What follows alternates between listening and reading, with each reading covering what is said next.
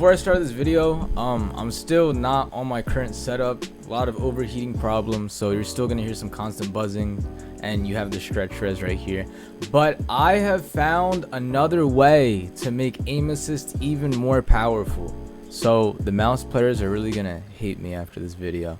And this is something that I have been doing for a while, and I have talked about, I think, once on my channel.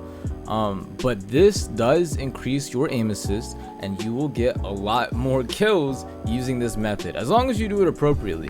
Alright, now there is a setting, let me go back to the firing range. There is a setting in this game that goes well with the last video I talked about. So the last video, right, I was talking about the rotational hip fire ADS. So if you haven't watched the last video, pretty much I was saying to get like the best out of your aim, you use rotational to help lock on, use the hip fire ADS because it latches onto targets, and then ADS in so that you can stick to that target. Now there's a setting in this game that's going to help you latch on targets more efficiently, and that's going to help you stay onto the target easier, and it's going to be a lot easier to shoot people if you're on controller. And of course, the lower sensitivity you have, the better this is going to work out for you.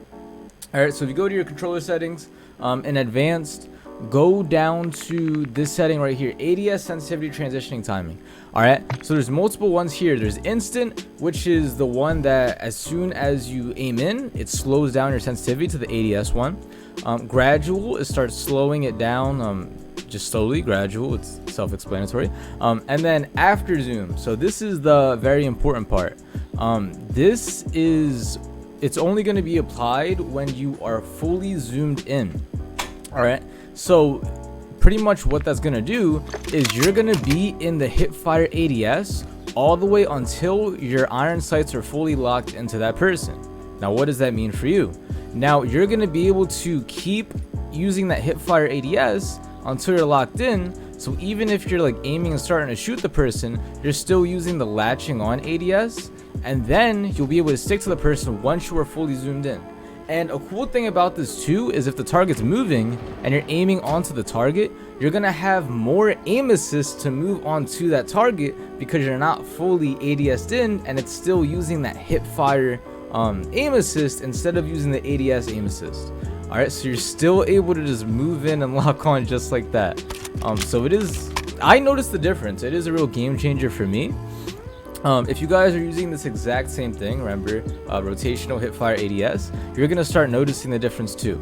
Alright, and I don't really hear anybody do this or talk about this because a lot of like the pro players, right, they use the same exact settings all the time. I like to experiment with a lot of different things, and also too, I guess I go more in depth on certain settings that help better aim assist. And a lot of pro players are like, alright, let me just get the best settings possible and then just play the game. And they're amazing at it. You can still be amazing without this setting.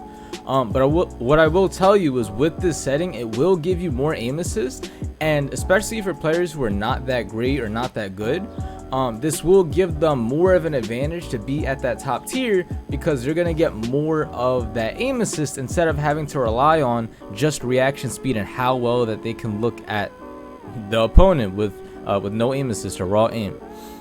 Also too, in the last videos, I didn't realize I was playing on standard response curve, so I have switched it to linear so I can feel my aim 10 times better by now. I will recommend like play linear dynamic. I don't recommend standard, but pretty much your aim response curve doesn't affect this at all. So either way, as long as you have the after zoom, you are going to get more aim assist depending on which type of response curve you have. And the aim assist type that I use is default, so I have played Black Ops before. Some people still play Black Ops, but it got nerfed a while ago. So I'm not sure too much how this affects the Black Ops aim assist. I assume it doesn't really affect it at all. It's just aim assist. But I do recommend playing on the default. Like, that's the one I play. Now with high sensitivity, I will say this. Alright, let's just say I'm playing a higher sense right here, right? I'm gonna bump it up to 1010. Alright, when you're on a really high sensitivity, it's gonna be really hard to still have the best aim assist, and of course this is common sense. But you might have a harder time with the after zoom with the higher sensitivity, mainly because the sensitivity could be so fast that as you're trying to look at the opponent and lock onto them, you may overlook a lot of the times.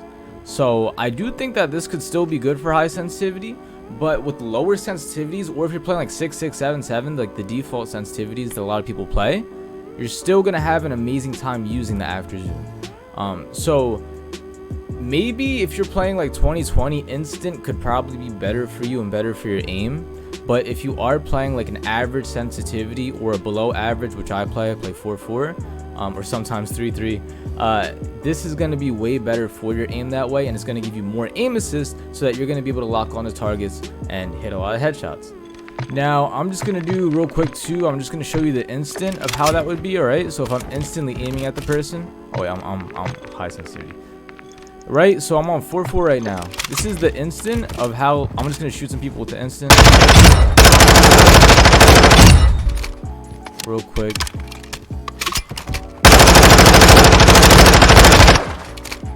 And then I'm going to shoot them with the after zoom.